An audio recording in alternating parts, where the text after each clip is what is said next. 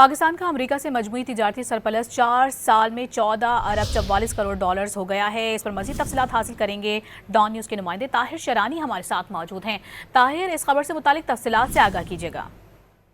جی، پاکستان کے لیے امریکہ سب سے بڑا برآمدی ملک اور تجارتی توازن پاکستان کے حق میں ہے۔ پاکستان کی امریکہ سے درآمدات کم اور اس کے مقابلے میں برآمدات کہیں زیادہ ہے، جس کے باعث امریکہ کا پاکستان کے ساتھ تجارتی خسارہ مسلسل بڑھتا چلا جا رہا ہے۔ گزشتہ 4 سال میں پاکستان کا امریکہ کے ساتھ جو مجموعی تجارتی سرپلس ہے وہ 14 ارب 44 کروڑ ڈالرز پر پہنچ چکا ہے، یعنی جو پاکستان کا تجارتی سرپلس ہے وہ امریکہ کا تجارتی خسارہ ہے، اور امریکی صدر ڈونلڈ ٹرمپ کو پاکستان کے ساتھ بڑے تجارتی خسارے پر ہی تشویش ہے۔